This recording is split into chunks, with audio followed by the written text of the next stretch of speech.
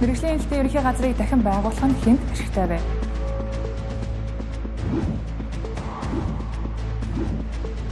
Эрх мэдэлтнүүд сенсацтай мэдээллээр олон нийтийн анхаарлыг өөр зүгт хандуулах буюу мэдээллийн манипуляц хийж байна. Улсын хилийн зурвас туйл бусаар газар олгожээ. Нийслэлийн төсөвт төвлөрүүлэх хүү торгуулийн хэмжээ 5 жилийн хугацаанд 9 дахин нэмэгдсэн байна.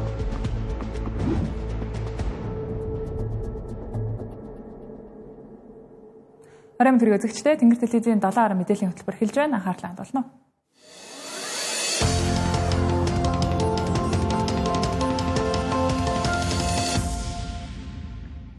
Авилгатай тэмцэж авилгачдыг авлах засгийн газрын сүржин төлөвлөгөө үр дүнгээ өгөхгүй байна.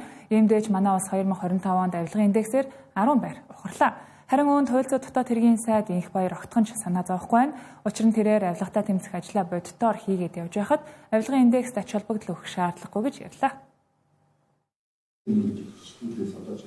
Одоогоос яг 3 жилийн өмнө оюун эрдэнийн засгийн газар авилгатай тэмцэх 5 иш ажиллагааг сүр дуйлаантайгаар эхлүүлж байсан. Энэ ажиллагаа хэрэгжиж эхэлсэн даруйд хүнсүдэ аж ахуй хөнгөн үйлдвэрийн сайд асан Бадам Жунаг Филиппин улсаас албатан авчирч байсан. За бүр Америкийн нэгдсэн улсад сурган дуулдаг сайхан бэлгийг хүртэл албатан авчирна гэж тухайн үедээ яригдж байсан. За гэтэл энэ ажиллагаа төд хөдөлгөөний сураг алдарч Бадам Жунаа тэргүүтээ цөөн хэдэн хүмүүсээр л туг дахиж сүр бадруулаад өнгөрсөн. За тухайн үед хууль зүйн сайдаар ажиллаж байсан их хоёр өнөөдөр ч Занзан шатрын засгийн газарт ажиллаж байна. За нэгэн үеийн авилгын эсрэг 5 иш ажиллагааг ахалж за одоо ч авилгын эсрэг тэмцээр яваад тэрээр өөрийгөө авилгахтаа бодиттой тэмцэж байна гэж дүгнэж байна. За энэ дэч түнд олон улсын байгууллагууд манай улсын авилгын төвшнийг юу гэж үнэлэх нь хамаагүй гинэ. Ер нь нэг тооны араас хөөцөлтөд хэрэггүй. Бодиттой ийм хэргийн араас хэм байгааг нь үл хамаарч илчилж харин ноцолдож явах хэрэгтэй. Бүгдийг нь одоо яд шийдэх хэрэгтэй. Хариуцлага үүрдэг соёл руу орох хэрэгтэй. Тэрнээс 1-2 байрын урд хойно ордог энэ гэдгийг бол би бол нэг ач холбогдол өгдөг. Бид бол одоо энэ хавар халуухаа хавар болно гэж хэлж байгаа. 2025 оны байдлаар манай улс 182 улсаас 124-т бичигдэж 100 онооноос 31 оноо авлаа. За угтаа бол ардчлал бүрэн хэрэгждэг улс орнуудын авилгын индексийн дундаж оноо нь 73, ардчлал нь гажуудсан орон 47 оноотой байдаг байна. Зарим ардчилсан бус засаглалтай улс орнууд дунджаар 33 оноо авдаг юм байна. За үндсэндээ манай улс ардчилсан бус засаглалтай орнуудын дундаж оноонд ч хүрэхгүй байна. За энэ бол яавч сайнны тохио биш гэдэг нь тодорхой. За тэгвэл энэ мэд индекс оноо буурсаар байх нь ямар үр дагавартай гэж судлаач ингэж тайлбарлалаа. Бид одоо үзүүлэлтүүдээрээ тааруухан авчаад байна шүү дээ. Энэ маань ямар импакттэй гэдэг вэ гэхээр гаднаас авж байгаа зээлийн их үүсвэр, хөрөнгийн их үүсвэр энэ маань л биднэрт илүү их өртөгтэй болж ирээд идэг байхгүй. Тэгэхээр энэ төрөөс гаргаж байгаа бодлого шийдвэр нь нийгмийн одоо яг зорилтод бүлэгт тийм ээ хурж тэгээд тухайн одоо зорилтод бүлгийнх нь эдийн засаг амжиргаанд нь зоригтой одоо өөрчлөлт үзүүлсэн байх, ийм хэрэгжилтээр үр дүн гаргасан байх тийм. Ийм үзүүлэлтийг л бид хүсээд байдаг. Олон улсын үнэлгээнүүд хүсээд байдаг. За энийгээ бол Монгол Улсын засгийн газар бол гаргаж чадахгүй байна. Альч засгийн газрын хамгийн том дайсан нь авилга байсаар ирсэн. За гэвч ямар ч хүн ерөнхий сайдаар томилогдсон ч авилга цэцгэлнүү гэхээс зэгсрэхгүй байна. За үүнийг жижиглэрэх тусам ухарсаар байгаа авилгын төсөөллийн индекс баталж байна. За гисэн ер нь улс төрчид аман дээрээ авилгатай тэмцэж байгаа нэртэй за ачир дээрээ нэг нэгнээ харлуулах за нийгэмд сөр дуулаан дэгдээх үедээ л авилгын талаар ярьдаг нь бодит үнэ юм а. Авилга үүрлэж байсан мэргэжлийн эмнэлгийн газрыг 2022 онд татан болгосноор иргэн аж ахуй нэгжид дарамт очруулдаг байдлыг зогсоож байсан. Эцэст нь арга мухардсан засгийн газар дахин мэргэжлийн эмнэлгийн газрыг байгуулахаар ярьж эхэллээ. Харин энэ шийдвэр нь иргэн аж ахуй нэгжийн явдал чирэгдлийг бууруулах нэрээр авилгын уурхайг дахин цэцгэлүүлэх бүтцийг бий болгохыг гэсэн болгоомжлол олон нийтэд төрж байна. Учир нь мэргэжлийн эмнэлгийн газар хэлтсийн даргаалаар ажиллаж байсан хүмүүсийн тарьсан баалга одоо гэрн дуусаагүй илчлэгсээр байна. За одоогоор авилгатай тэмцэх газарт шалгагдаж байгаа нэр бүхий албан тушаалтнууд донд өмнө нь мэргэжлийн хяналтын ерхий газарт ажиллаж байсан 2 хүнийг авилга албан тушаалын хэрэгээр шалгаж байна.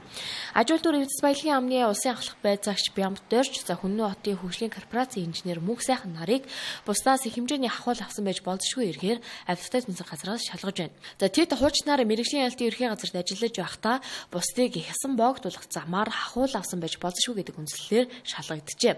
За авилгын мөнгө хар мөртэй гэдгийг эндээс харж болно. За зарим хэрэг нь одоо илэрч байгаа бол мэргэжлийн хяналтын ерхий газрын үйл ажиллагаа эд явагдаж байх үед ганцхан хэлцийн даргын ажлын өрөө гэр аймс насна гэд нийтдээ 1 тэрбум төгрөг олцсон баримт дүрс бичлэгтэй гүйцсэн байдаг. За 2017 оны үед мэргэжлийн хяналтын ерхий газрын хурган даргын өрөөнд авилгатай тэмцэх газраас нэгжлэг хийх үед аймсан дотроо доллар нууснаас гадна нэр бүхий 6 эрх бүхий албан тушаалтнууд энэ хэрэгт холбогдож тэдний гэрийн онцлогын зочдын өрөөнөөс нь бэлнээр 100-аас 200 сая төгрөг, 150 мянган Америк доллар, 20 мянган юан гээд маш их хэмжээний бэлэн мөнгийг олсон байдаг.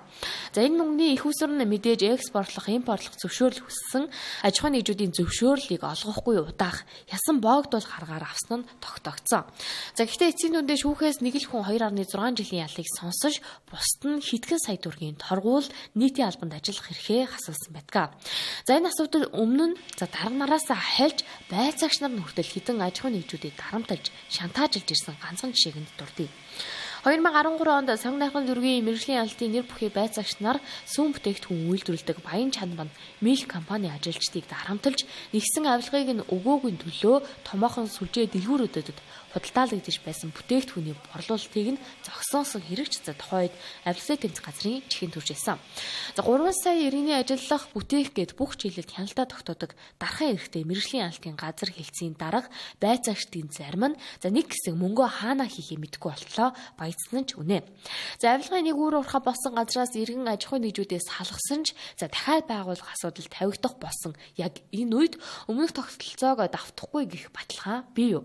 Ингийн нэг хурган даргын аймсанд 1 тэрбум төгрөг авчруулагдаж авсан энэ газарт дахиад авилга цэцэглэхийг үүсгэхийн аргагүй юм а. Эрх бүхий томоохон албан тушаалтан улс төрчийн нэр холбогдсон авилга албан тушаалын хэргийн дуйлан сөхөгдөх бүрт түүнийг нь дарж намжаах олон нийтийн анхаарлыг өөр зүгт татах нийгмийн шинжтэй хэрэг дуйлан тавилттай алей марзан бичлэг цацагдаж сенсацийг галыг унтраадаг. За улс төрчдийн PR-т түлхүү ашиглаж байсан хоцрогдсон энэ аргыг сүүл нь хоогоос ихсрэх гэж нэрлэдэг байна. Холливуудад 1997 онд бүтээгдсэн Дастин Хоффман, Роберт Де Ниро нарын гол дүртэн тоглосон Wag the Dog гэх хар энэдмийн жанрын бүрэн хэмжээний кино бий. Энэ кинонд улс төрийн PR-ыг хэрхэн хийдэг, мэдээллийн манипуляц, спин технологиг хэрхэн ашиглаж байгааг тодорхой дүрслэгддэг. Сүүлд нь нохоогоос ихсрэх гэдгэн жижиг зүйл нь том чухал зүйлийг удирдах, анхаарлыг өөр тийш нь хандуулахыг хэлж байгаамаа. Киноны үйл явдал нь Америкийн иргэдийг ерөнхийлөгчийн холбогдоод буй секс дуйлаанаас холдуулж мартуулахын тулд Албани улсад хуурамч дайн зохиож, зохиомол дайны баатрийг бүтээж, нийгэм даяар алдаршуулах зэрэг хар технологиг ашигласнаар ерөнхийлөгчийн дуйлааныг дарж байгааг өгүүлдэг. Энэ технологи бидний хэдийн мэддэг болсон зүйл шиг санагдахгүй байна уу? Ойрын өдрүүдэд Монголын 22X ерөнхийлөгч Эпштейний ил болсон хавц тэрэгт нэр холбогдлоо. Нэг нь бүр 2027 оны ерөнхийлөгчийн сонгуульд өрсөлдөгтөө зөвлөхөөрөө дамжуулан холбогдож, дэмжлэг тусалцсан авч байсан нь ил боллоо. Энэ бол төрийн эрхийг хууль бусаар авах гэсэн ноцтой хэрэгэ. Тэгээд зогсохгүй сонгогчныхоо дараа бүх ажлаа үйл явцаа тайлагнаж байсан нь дэлгэгдэж буй мэлээс ил болсон зүйлээ. Гэтэл хонос сонцтой дургүй хоноос нь хоёуланд нь дургүй гихчээр хоёулангийнх нэр дурддагдж байхад элтэд тавилттайгаар элбэгдэрж өргөж авсан хүүхдүүдэд яасан бэ? Арай Эпштейн зуучилдаг байсан юм биш биз гэсэн сэдвийг шийдэх болов. Түүнчлэн нийгмийн шинжтэй өмнөх хэргийг сошиал сэвж өндөр ахуулахаа мартсангүй. Тэгэд л нөгөө Эпштейнтэй нэр холбогдсон хэрэг дүйлэн мартагдах тал руугаа орж байгаамаа. Яг л салан баавгаан үлгэр шиг. Өчигдөр мөн ерөнхий сайд стратегийн ач холбогдол бүхий ордуудын тусгай зөвшөөрлийг эзэмшиж байгаа захирлуудыг хүлээн авч уулзаж, уул уурхайн баялагын өгөөжийн 60%-ийг үндэсний баялагын санд татан төвлөрүүлэх тал дээр тохиролцож гарын үсэг зурсан чухал үйл явдал болсон. Гэтэл энэ чухал мэдээлэл хотын дарга айлд орж бууз хийсэн бичлэгэн дарагдлаа. Өчигдөржингөө зөвхөн Нямбатрын бууз хийснийг л ярьж баялагын санж Эпштейний асуудалж мартагдлаа.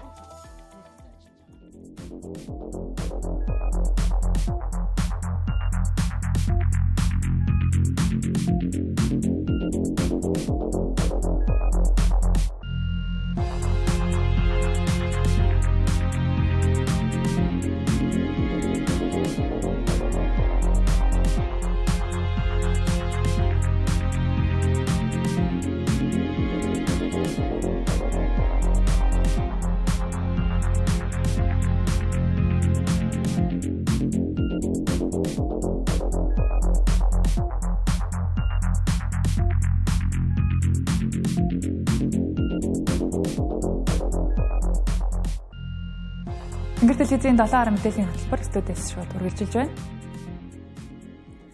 2024 онд Эрдэнэс 5 толгой хувьцаат компани иргэдэд тараасан ногдол ашигын мөнгө 300 мегаваттын хүчин чадалтай дулааны цахилгаан станц барих хөрөнгөтэй дүйцэн. За тухайн үед нэг хүнд 3 хувааж өгсөн 350 мянган төгрөг аль хэдийн салхинд хийсэд тусчихсан. Харин 3.5 сая иргэнд амтчгүй хамартчгүй хуваасан мөнгө өнөөдөр улсын эрчим хүчийг аврах байсан юм. За яг ийм харьцуултыг улсын төсөвтэй зөөрлөж болохоор байна. Учир нь улсын хөрөнгөөр эхлүүлсэн төслүүд одоо тоогоо алдаж заримд нь амсах төдий санхүүжилтийг хуваарлаж өгсөөр дуустдаггүй төслүүд 2026 онд ч дуусаж чадахгүй нэ. За нэг сургууль барьчих мөнгийг 5 сургуульд шидэж өгч байна. За тиймээс ч өнөөдөр бүтэн 5, 10, 15 жил давнан хэрэгжиж байгаа төслүүд одоо гэр нь хизээ дуусах нь тодорхойгүй үргэлжилсээр байгаа юм а. За 2018 онд Сүхбаатар зүрхт 320 хүүхдийн сургуулийн өргөтгөл гэхэд за 8 жил дамнлаа. 2013 онд эхлүүлсэн дүүргүүдийн прокурорын нэгдсэн байрын төсөл 13 дахь жилдээ залгаж байна. За октоолоо төсвийн хөрөнгөөр эхлүүлсэн төслийг 3 жилийн дотор дуусгахаар хуульчилж өгсөн ч за энэ хууль гуйл болох нэ. Засгийн газар шин сэргэлтийн 5 тойрог төслийн хүрээнд аймгийн төвүүдийг хооронд нь хатуу училттай авцамаар холбох, хөрш орнуудтай холбогдох 5 босоо 3 хэвтэй чиглэлийн замтай болгохоор төлөвлөсөн. За үүний нэг нь Чойр, Мандалговь, Арва хэр чиглэлийн хэвтэй тэнхлэгийн хатуу училттай 487.7 км үргэлжлэх зам юм. За энэ замын тендерийг 2024 онд замын хөрлийн яамнаас зарлаж за шалгарсан компаниуд нэгэн зэрэг ажиллаа эхэлсэн. За ингээд 2 жилийн хугацаанд 54 орчим тэрбум төгрөгийг улсаас төсөөлсөн ч энэ хөрөнгөөр 24.6 км замыг л тавьсан. Ингэж удаашаарсан нь санхүүжилт туцантай холбоотой. За гэтэл 2026 онд 487 км замаас ердөө 100 км-ийг нь тавих 20.1 тэрбум төгрөгийг баталж өгчээ. За төсөөл ихснээс хойш 3 жил болж байхад за цаана нь дахиад 380 км дуусаагүй автозам үлдэж байна. Тэгээ одоо улсын төсвийн хөрөнгө оруулалт хийж байгаа энэ хөрөнгө оруулалтын ажлуудыг 3 жилээр тавьчихдаг. Тэгээ энэ жилээс шалтгаалсан үн тарифын өөрчлөлтөөс шалтгаалаад ингээ ажил гацсах тэгээ одоо энэ дахиад одоо энэ төсөв төртгөө нэмэгдүүлэх гээд магадлалаар дахиж оруулах гээд бага асуудал үүсдэг. 3-4 жил бас хийгдээгүй одоо энэ манай аймгийн одоо музейн асуудал байж байна. Магадлалаар ороод бас энэ зураг төсний өөрчлөлт орсон байгаа. Тэгэж явна.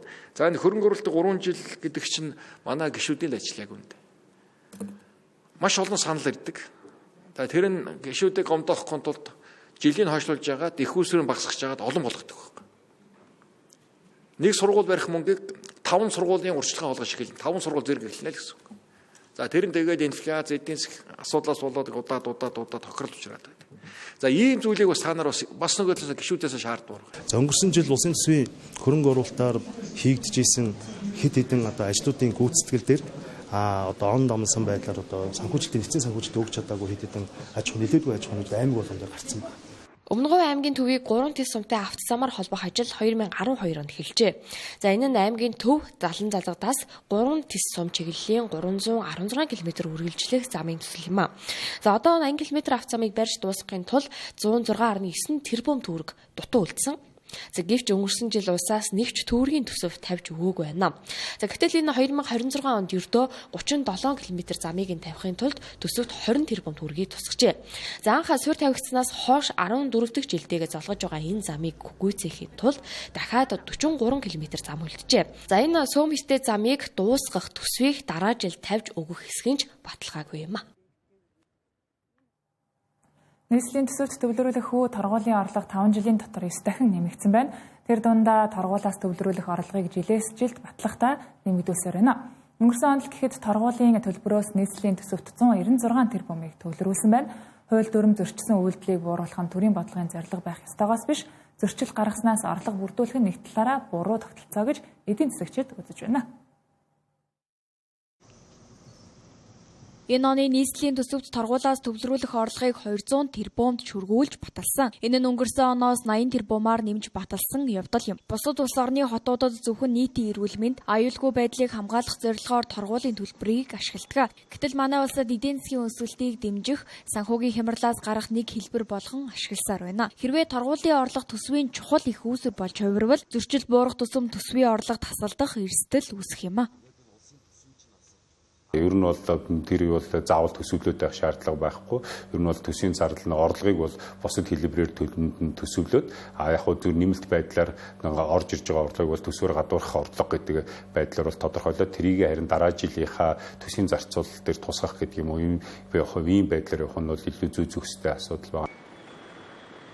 Хөдөлмөрийн үлсний доод хэмжээтэй торгуулийн төлбөр уялдаж нэмэгдэх нь торгуулаас төвлөрөх орлого нэмэгдэх нэг шалтгаан. Гэхдээ торгуулийн төлбөр нэмэгдлээгээд зөрчлийн тоо буурч байна уу гэвэл үгүй. Сүүлийн 5 жилийн хугацаанд гэмт хэрэг зөрчлийн тохиолдлын тоо нийслэлийн хэмжээнд 20-30 мянган хооронд байсаар байна. Иргэдийн дунд ам дамжсан яриа хүртэл байдаг. Сарын сүүл болохоор замын цагдаа нар торгох тохиолдол нь нэмэгддэг гэж. Өөрөөр хэлбэл хотын санхүү торгуулаас хамаарах тусам зөрчил багасах бус харин зөрчил орлогын их үүсвэр мэт харагдаж эхлэж байна. Ийм нийслэлийн төсвийн орлогын их үүсвэрийг өөрөөр нэмэгдүүлэх шаардлагатай болжээ.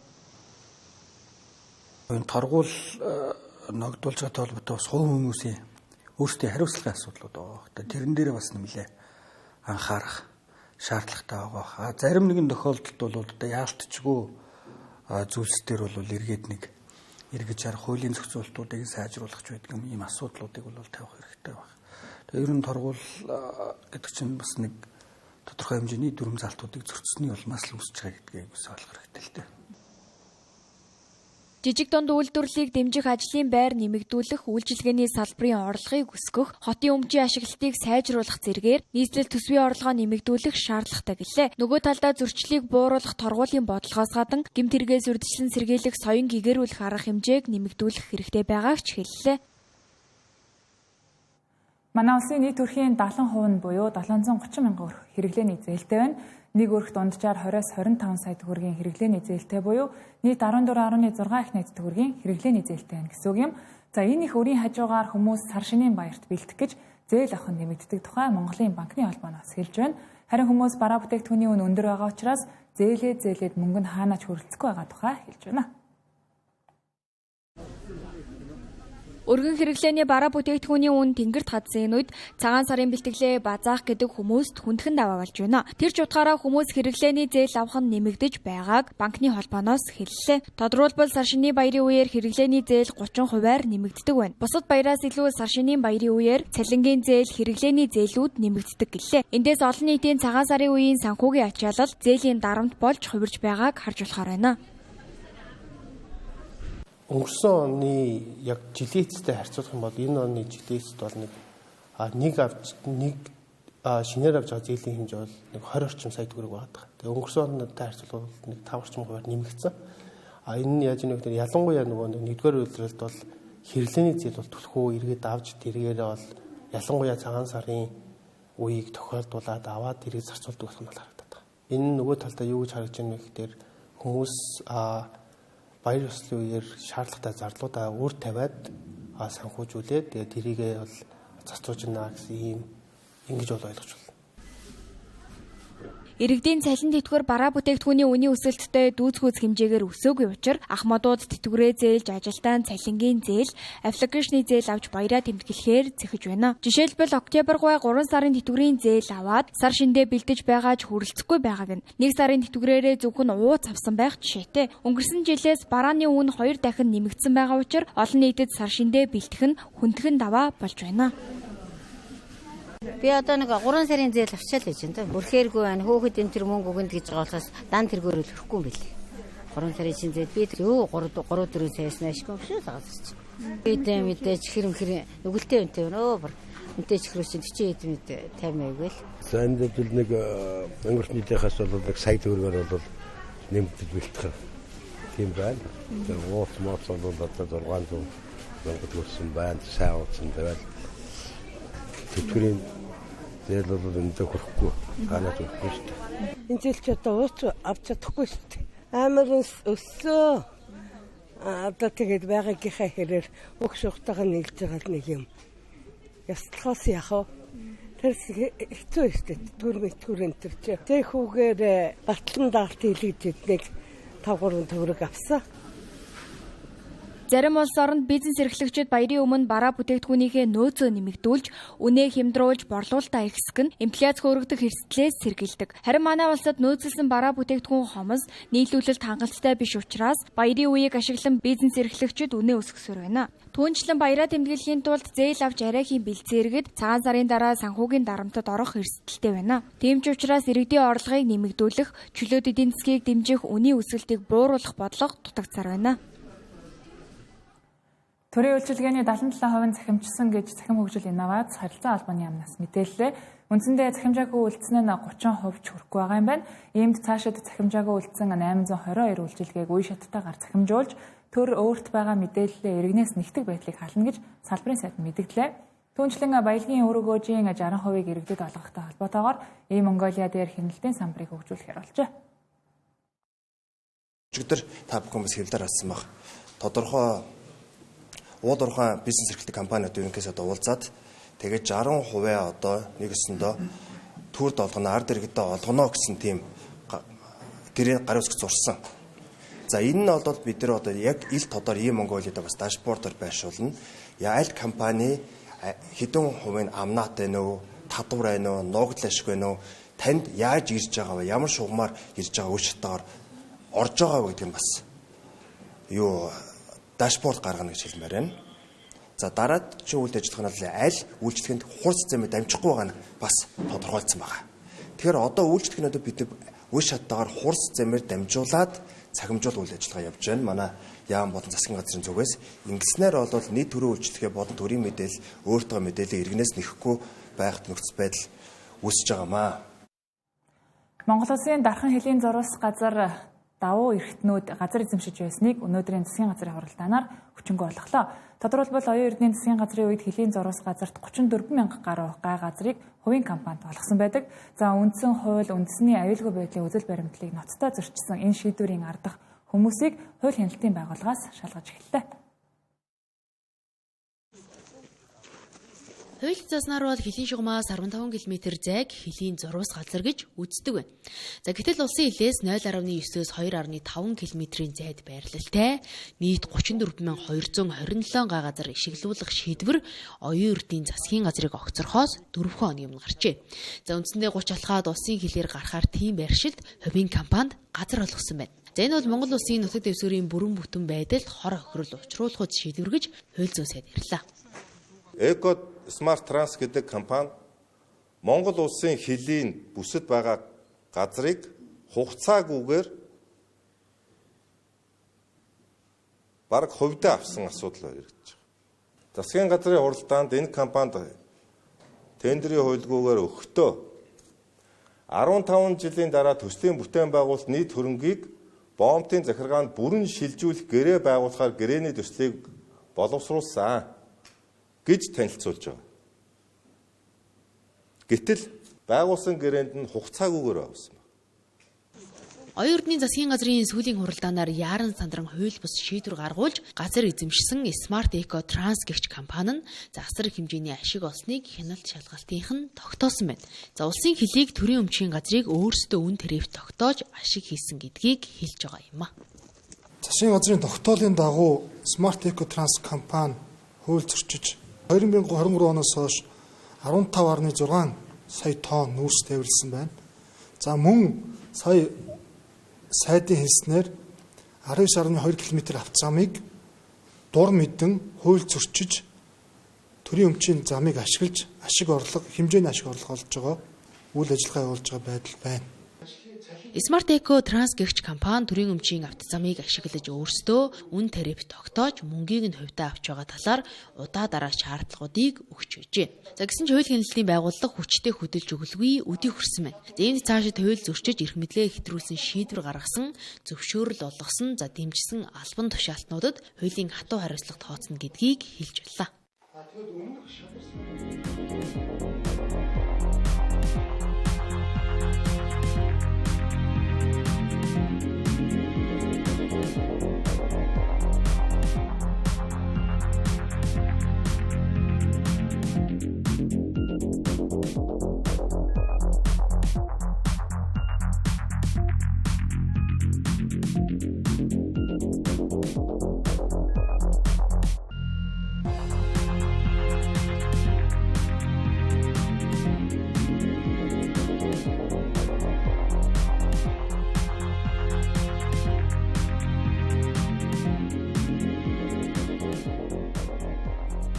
Тэнгэр телевизтэй хамтдаа баярлалаа үзэгчдээ 7 мэдээллийн хөтөлбөр үргэлжилж байна.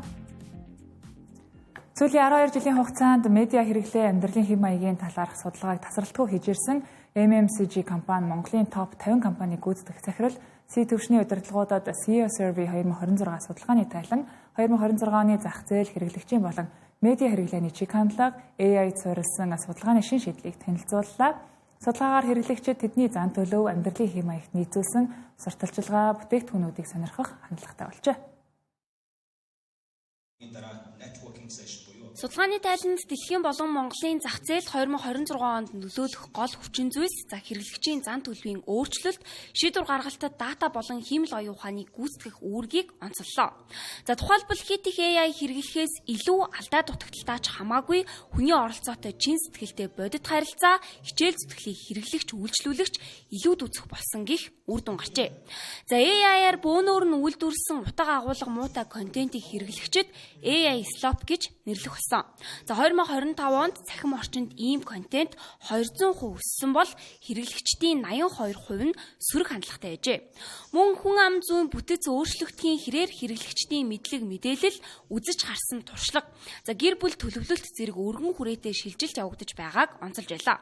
За аялал жуулчлал хөгжиж сошиал медиа гадны платформуудын нөлөөгөөр хэрэглэгчид илүү дэлхийн стандартын талаарх мэдлэгтэй болсноор түүнд нийцэх хэрэгцээ хүсэх хандлагатай байгаа гэлээ. Ер нь бол дэлхийд даяар ч гэсэн олон улсын тренд ч бай, дотоодын тренд ч бай. AI-ийн хайп буюу одоо нэг AI гэдэг имийг одоо нэг зөвхөн хэрэглэх нь чухал гэдэг биш. Яг аль хэсэгтээ яаж хэрэглүүл үр өгөөжтэй байна вэ гэдэг тал руу хандж эхэлсэн байна.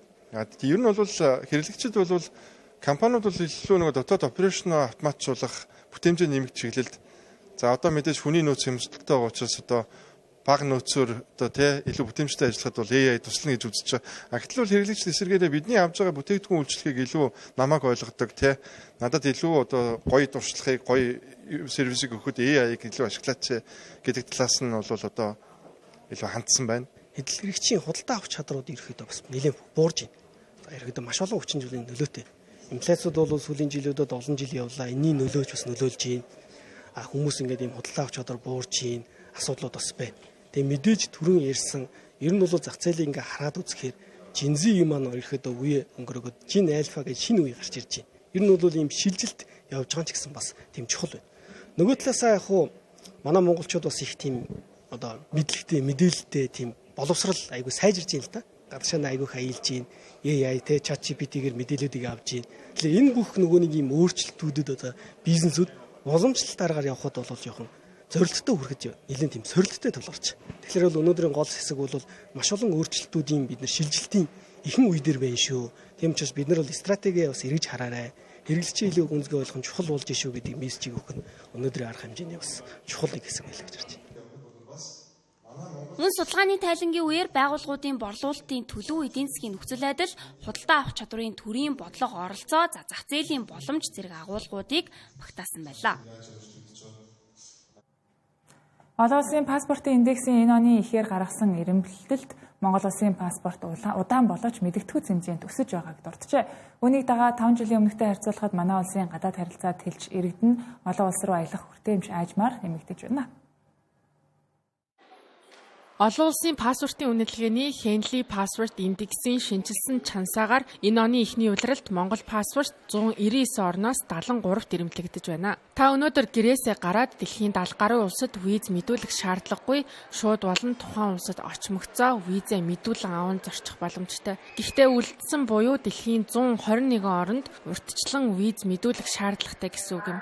Тодруулбал ямар ч виз мэдүүлэх шаардлагагүй 36 улс, очоод хил дээрээс нь мэдүүлэн авах 27 улс, e-визагаар 43 улс, заавал виз мэдүүлэх шаардлагатай 92 улсууд байна. Mobility Score гэж нэрлэгддэг хичнээн улсад визгүй зорчгоос хамааран гаргадаг онооны графикаас харвал судалгааг эхлүүлсэн 2015 оноос хойш сүүлийн жилүүдэд манай паспортын оноо харьцангуй тогтмол нэг хэвэндээ байна. 2021-ээс 2022 онтой харьцуулахад хэд хэдэн шат агсан харагдаж байна. Мөн энд харагдаж буй 2019 онд гарсан огцон уналт нь COVID-19 цар тахлаас үүдэлтэй юм а. Энэхүү улс орнуудын гадаад паспортын зэрэглэл чансааг улирал бүр шинжилдэг. Үүндээ тухайн улсын бусад улстай шинээр байгуулсан дипломат харилцаа шилжилт хөдөлгөөний бодлогоос ихээхэн хамаардаг. Сүүлийн жилүүдэд манай улсын гадаад паспорт сайжирсан үзүүлэлт гаргаад байгаа ч цаашид 3 дахь хөршийн бодлогоо өргөжүүлж эдийн засгийн томоохон төсөл хөтөлбөр хэрэгжүүлэн хамтын харилцаагаа сайжруулж хоорондоо визгүй зорчих гэрээ хийвэл улам бүр өсөх боломжтой гэж шинжээчид үзэж байна. Харин нөгөө талаас манай Монгол улсад гадаадын иргэд зорчихын тулд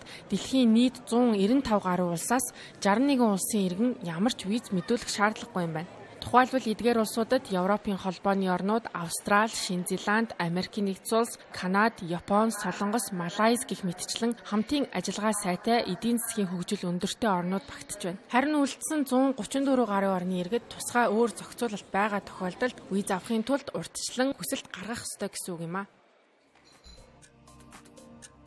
7 мэдээллийн хөтөлбөр студиэс шууд хүрлээ. Анхаарал хандуулсанд баярлалаа.